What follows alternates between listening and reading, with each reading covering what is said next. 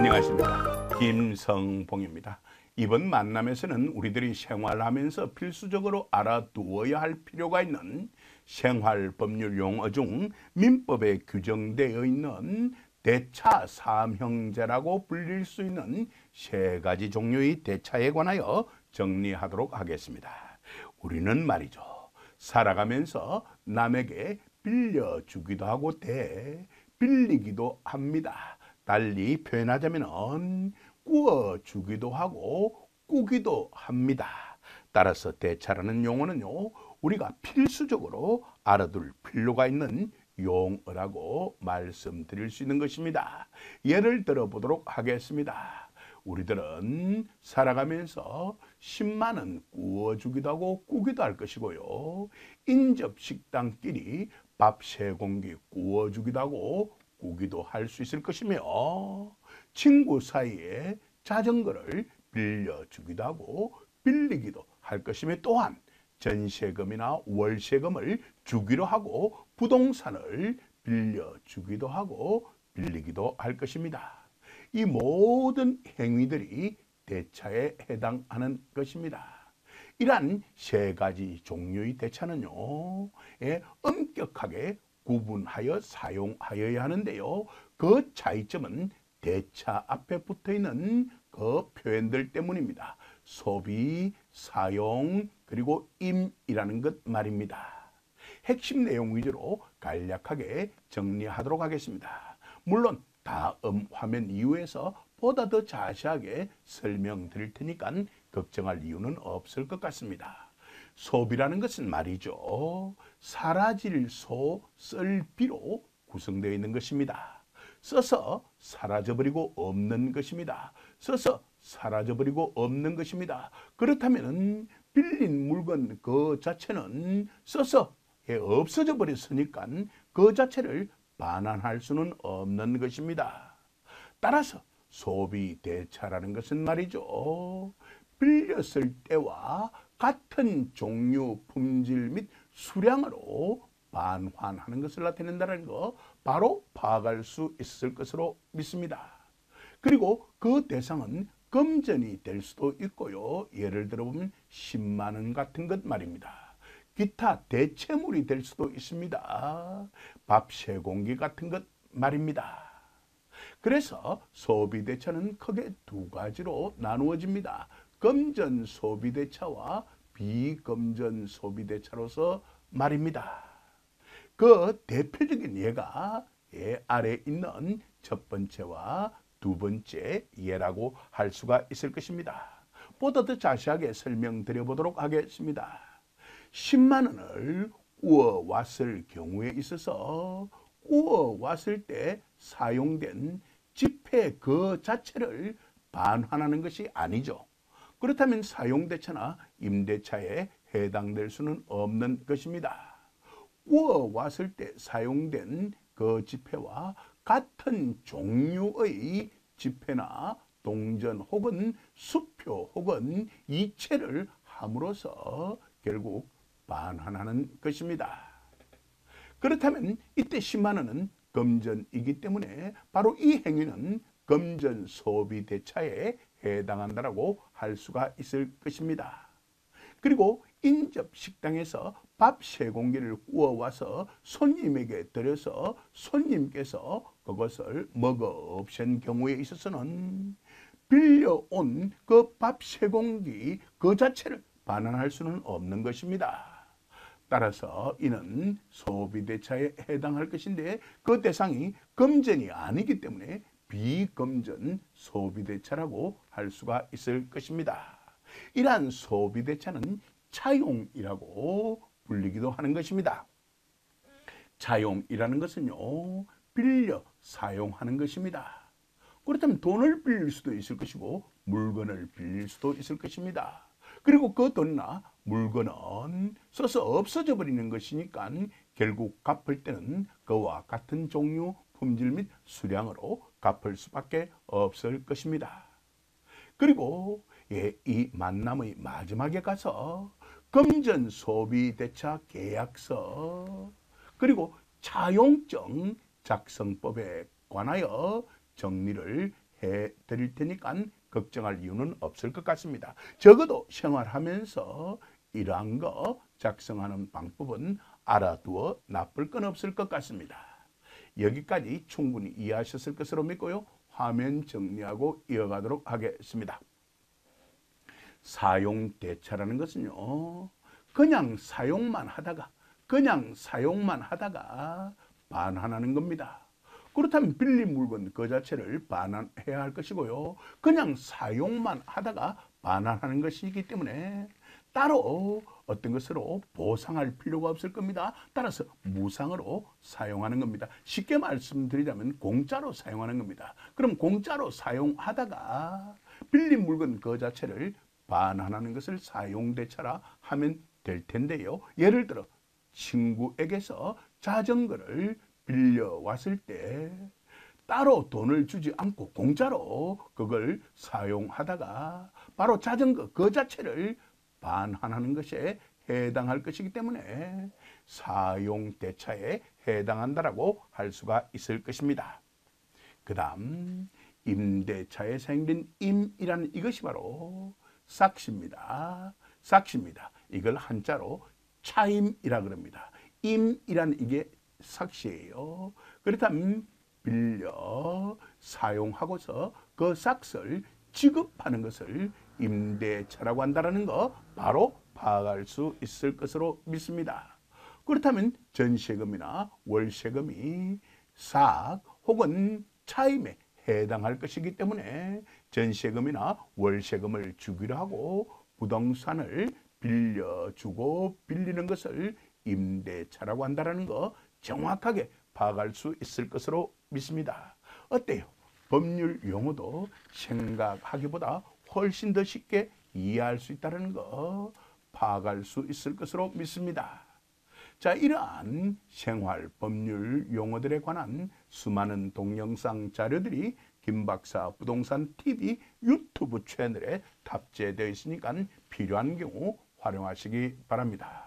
그럼 다음 화면으로 넘어가서 민법에 규정된 소비대차, 사용대차, 임대차의 의의부터 달리 말하면 그 정의부터 달리 말하면 그 정확한 뜻부터 정리해 보도록 하겠습니다. 화면 정리하고 다음 화면으로 넘어가겠습니다.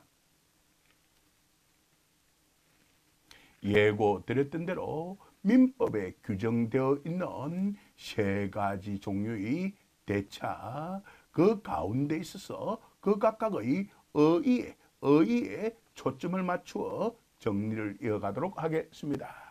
그리고 다음 화면 이후에서는요, 이들 세 가지 대차 중 소비대차에 관하여 추가적인 정리를 해드리고 마지막에 가서는 금전소비대차 계약서 및 차용증 작성법에 관하여 정리해 드리도록 하겠습니다. 화면 정리하고 이어가도록 할게요. 세 가지 종류의 대차란 소비대차, 사용대차, 임대차라고 이미 말씀드렸고요. 소비대차는 민법의 제598조에서 제608조에 규정되어 있으며 그 의의는 당연히 그 첫 번째 조에 해당하는 제598조에 규정되어 있을 것입니다. 사용대차는요, 민법의 제609조에서 제617조에 규정되어 있고요. 그 의의 또한 첫 번째 조인 제609조에 규정되어 있을 것이고요.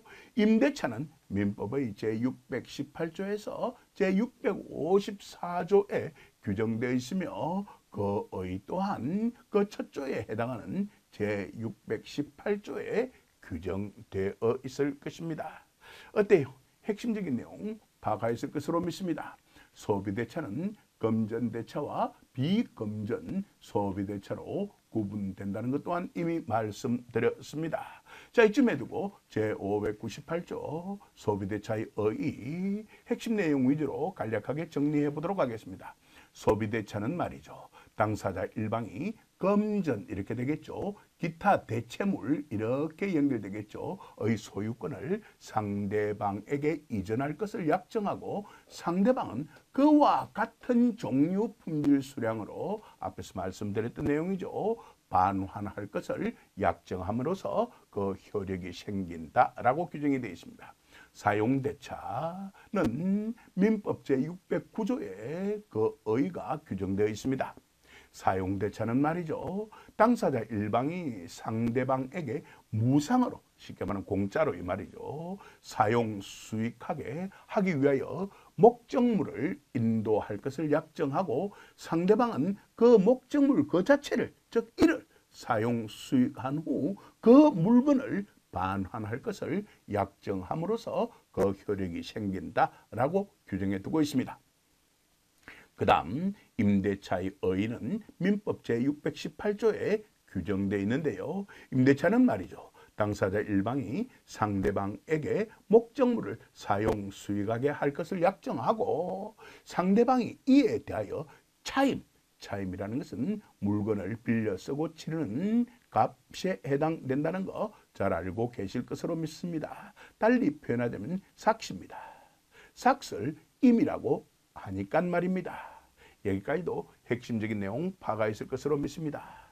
예, 반드시 차임 지급할 것을 약정함으로써 그 효력이 생긴다라고 규정해 두고 있습니다. 핵심 내용 위주로 간략하게 설명을 드렸는데요. 이해하는 데 어려움은 전혀 없었을 것으로 저는 믿습니다. 이쯤에 두고 다음 화면으로 넘어가서 소비 대차에 관하여 우리들이 추가적으로 알아둘 필요가 있는 일부 내용 조금 더 확인하고 그런 다음 그 작성법에 관하여 정리해 드리도록 하겠습니다. 화면 정리하고 다음 화면으로 넘어가겠습니다. 자, 이제 예고드렸던 대로 소비대차의 의의 간략하게 재점검하고요. 그런 다음 소비대차에서 우리들이 꼭 알아둘 필요가 있는 추가적인 내용 정리를 해드리도록 하겠습니다. 물론 그런 다음에 다음 화면 이후에서는 금전소비대차 계약서 및 차용증 작성법에 관하여 정리를 해드릴 것입니다. 자, 그럼 바로 이어가도록 하겠습니다. 소비대차는 민법 제598조에서 제608조에 규정되어 있는 것으로서 크게 두 가지 종류로 나눌 수가 있는 것이죠. 금전소비대차와 비금전소비대차로 말입니다. 제일 먼저 제598조 소비대차의 의의 간략하게 재점검해 보도록 하겠습니다. 소비대차는 말이죠. 당사자 일방이 당사자 일방을 일컫는 용어 아래에 정리해 두었습니다. 금전 소비대차에 해당되겠죠. 기타 대체물 비금전 소비대차에 해당하겠죠. 의 소유권을 상대방에게 이전할 것을 약정하고 상대방 아래에 그 용어 정리해 두었습니다. 그와 같은 종류 품질 및 수량으로 반환할 것을 약정함으로써 그 효력이 생긴다라고 규정되어 있다는 거 이미 정리해 드렸습니다. 이쯤에 두고 화면 정리하고 이어갈게요. 위에 나타나 있는 일방은 바로 돈을 매개로 한다면 돈을 빌려주는 사람을 나타낼 것이고요. 이분을 대주라고 부릅니다. 빌려주는 주체 말입니다. 또한 이분을 대여인이라고 부르기도 합니다. 이때 여라는 것이 줄여입니다. 빌려주는 분 말입니다. 이분은 그러한 소비 대차에 있어서요 권리를 가진 분에 해당하기 때문에 채권자라고 불리기도 합니다. 이런 용어들 꼭 알아둘 필요가 있습니다. 앞으로도 계속 반복되어 나타날 테니까 말입니다. 그리고 그 상대방은 당연히 돈을 빌리는 사람에 해당할 것이며 이분을 차주라고 부르기도 합니다. 빌리는 주체 말입니다. 그리고 또한 빌려 쓰는 사람을 의미할 것이기 때문에 차용인이라고 부르기도 하고요. 이러한 소비 대차에서 갚아야 할 의무를 지닌 분이기 때문에 채무자라고 부르기도 합니다. 여기까지 핵심적인 내용 파악하였을 것으로 저는 믿습니다. 이러한 소비 대차에 있어서는요, 이자가 있는 경우도 있고요, 이자가 없는 경우도 있습니다. 이자가 있는 경우도 있고 이자가 없는 경우도 있습니다. 자, 이러한 것도 꼭 알아둘 필요가 있기 때문에 제가 정리해 드리도록 하겠습니다. 민법 제600조 이자 계산의 시기에 관하여 정리하도록 하겠습니다. 이자 있는 소비대차는 말이죠, 차주가 방금 전에 약속하였던 용어 나타나 있죠. 목적물의 인도를 받은 때로부터 당연하죠, 이자를 계산하여야 하며, 만약 조금 살을 붙여볼게요. 만약 차주가 그 책임 있는 사유로 수령을 지체할 때는 빨리 받아야 되는데 빨리 받지 않을 때는 당연히 빌려주는 사람 대주가 이행을 제공한 때로부터 이자를 계산하여야 한다라는 규정이 있어야만 할 것입니다. 여기까지도 이해하셨을 것으로 믿습니다. 그 다음 이 내용 잠시 보류해 두고요, 제601조부터 먼저 정리해 보도록 하겠습니다. 제600조에 이어서 제601조부터 먼저 정리해 보도록 하겠습니다. 무이자 소비대차, 풀이해서 말씀드리자면 이자 없는 소비대차가 되겠죠. 무이자 소비대차와 해제권 간략하게 살펴보도록 하겠습니다. 이자 없는 소비대차의 당사자는 말입니다, 목적물의 인도 전에는 언제든지 계약을 해지할 수 있습니다. 그러나 그 상대방에게 생긴 손해가 있다면 이에 대해서는 당연히 배상하여야 한다라고 규정해 둘 필요가 있을 것입니다. 어때요? 여기까지도 핵심적인 내용 제대로 파악하였을 것으로 믿습니다. 화면 정리하고 이어가 보도록 하겠습니다. 자, 이제 우리가 보류해 두었던 민법 제379조 법정이율 정리해 보도록 하겠습니다. 이자 있는 채권의 이율은 말입니다, 다른 법률의 규정이나 당사자의 약정이 없으면은, 이런 게 없으면은 이율을 어떻게 하겠다라고 법으로 정해둘 필요가 있을 겁니다. 이를 법정이율이라고 합니다. 연 5푼으로 한다라고 규정해 두고 있습니다. 푼이라는 것은 분으로 나타내기도 하고요, 상법에서는 분으로 나타나 있죠. 바로 100분의 1, 즉 1%를 나타내는 표현입니다. 연 5푼입니다. 여기까지도 핵심적인 내용 파악하였을 것으로 믿습니다. 비교해 보도록 하겠습니다. 하지만 상법 제54조 상사 법정이율, 즉 상인들 간에 정해두는 법정이율, 즉 상행위로 인한 채무의 법정이율은 연 5%가 아니라 연 6분으로 한다, 즉 연 6푼으로 한다, 연 6%로 한다라고 규정하고 있습니다. 이런 거 알아두어 나쁠 건 없을 것 같습니다. 여기까지 이해하는데도 어려움은 전혀 없었을 것으로 믿습니다. 자, 그럼 상식적인 내용 조금 더 추가해서 말씀드려 보도록 하겠습니다. 만약 이자를 정하지 않았더라면, 이자를 정하지 않았다면 말입니다, 금전 소비 대차에 있어서 이자를 청구할 수 없습니다. 이자를 정하지 않았는데 어떻게 이자를 청구하겠습니까?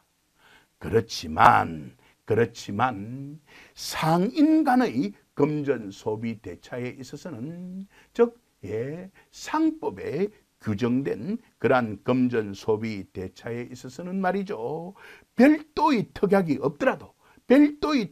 없더라도 연 6%의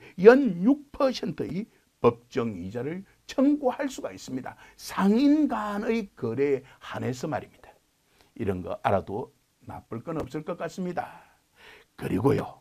그리고요, 이자를 지급하기로 하였다 할지라도 그 이유를 정하지 않았다면 당연히 민사의 경우에 있어서 민법의 법정 이율, 즉 연 6%가 적용될 것입니다. 이런 것도 아울러 알아도 나쁠 건 없을 것 같습니다. 당연한 내용들이니까 이해하는 데 큰 어려움은 없었을 것으로 믿습니다. 이쯤 해두고 화면 정리하고요.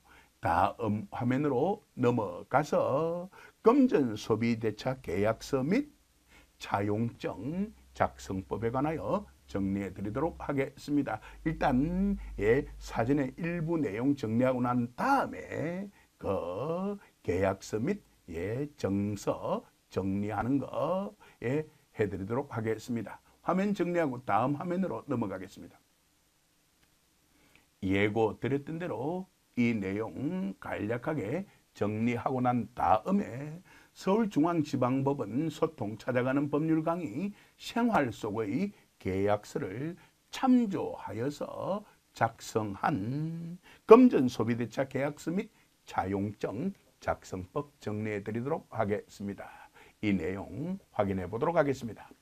금전소비대차 계약은 말입니다. 대주와 이미 말씀드렸습니다. 차주가 돈을 빌리고 빌려주기로 합의만 한다면 성립하는 불요식 행위입니다. 어떤 요식 행위가 아니라는 겁니다. 따라서 반드시 문서 작성이 요구되는 것이 아니라 구두 합의로도 충분히 가능합니다. 이를 불요식 행위라고 합니다. 자, 이쯤 해두죠. 그러나 법률 분쟁이 발생했을 때를 대비하여서 금전소비대차 계약을 체결할 때에는요, 이러한 구두합의보다는 금전소비대차 계약서를 작성해 두는 것이 좋겠다라고 권고드리고 있는 것입니다. 이쯤에 두고 화면 정리하고 다음 화면으로 넘어가겠습니다. 자, 이제 예고 드렸던 대로 금전소비대차 계약서 작성법에 관하여 간략하게 정리하도록 하겠습니다. 제일 먼저 당사자의 표시가 나타나야 될 것입니다. 당사자는 크게 두 분으로 구성되겠죠. 대여인과 차용인으로서 말입니다. 그리고 그분에 관련된 이러한 개인정보에 제시되어야만 할 것입니다. 추가적인 설명이 필요 없을 것 같아요. 그리고 이렇게 정리합니다. 대여인과 차용인은 다음과 같이 금전손해 대차 계약을 맺는다라고 말입니다. 금전소비대차 계약을 맺는다라고 말입니다. 자, 그럼 제1조에는 대여금이 얼마인지 규정해 두는 것이 좋을 것 같습니다. 그리고 꼭 기억해 둘 필요가 있는 것은 바로 그 금액 옆에다가 차용인의 확인이 필요하고요. 그리고 차용인 성명을 쓰고 서명 또는 인으로서 반드시 표시를 해둘 필요가 있습니다. 자, 여기까지도 핵심적인 내용 파악가 있을 것으로 믿습니다. 그리고 이자율이 있는 경우에서는 그 이자율을 이렇게 규정해 두는 것이 좋을 것 같습니다. 위 차용금, 즉 빌리는 돈이죠. 의 이자는 원금에 대하여 연 매달 몇 푼으로 하겠다라고 규정을 하면 될 것입니다. 추가적인 설명은 필요 없을 것 같아요. 화면 정리하고 다음 화면으로 넘어가겠습니다. 그리고 제3조에는요. 변제 기일 및 변제 방법을 규정해 둘 필요가 있을 것 같고요. 그 내용은 차용인은 위 차용 원금을 몇 년, 몇 월, 며칠까지, 이자는 매월 며칠까지 모두 갚기로 하며 대여인이 지정하는 아래 계좌에 송금하여 지급한다. 그리고 그 지정은행 계좌번호 예금주에 적어두면 될 겁니다. 제4조에는 기한의 이익 상실에 관하여 이렇게 규정해 두면 되겠고요. 여기 오자가 났네요. 제5조에는 특별히 정하는 사항, 즉 특약 사항이 필요하면은 여기에 적어두면 될 겁니다. 그리고 그 작성 1 혹은 계약 체결 1 그리고 마지막에 가서 대여인과 차용인의 서명 또는 인으로서 마무리 지으면 될 것입니다. 어때요? 추가적인 설명은 필요 없겠죠? 그럼 되었습니다. 화면 정리하고요. 이제 다음 화면으로 넘어가서 차용증 작성법에 관하여 정리하도록 하겠습니다. 자, 진행하도록 하겠습니다. 먼저 차용증이라고 쓰고요. 그리고 차용 금액 적어두고요. 그리고 난 뒤에 위 금액을 채무자가 바로 이분이 차용인이죠. 채무자가 바로 차용인입니다. 채무자가 채권자로부터 바로 이분이 대여인에 해당하겠죠. 로부터 몇 년, 몇 월, 며칠 틀림없이 빌렸습니다. 라고 적어두고요. 그리고 이자는 연, 매달, 몇 푼, 즉 가로 속에다가 아라비아 숫자로 몇 %로 하겠다는 거 적어두고요. 그리고 매월 며칠까지 갚겠으며 원금은 몇 년, 몇 월, 며칠까지 채권자에게 갚겠습니다. 라고 적어둘 필요가 있겠고요. 그리고 차용증 작성 일자를 적어두고 그리고 채무자 즉 차용인, 채권자 즉 대여인의 개인정보 이렇게 적어두고 그리고 서명 또는 인을 하여서 채권자 대여인에게 주면 될 겁니다. 어때요? 여기까지도 핵심적인 내용 파악했을 것으로 믿습니다. 이쯤 해서 이번 만남은 마무리 짓도록 하겠습니다. 긴 시간 동안 경청해 주셔서 감사합니다.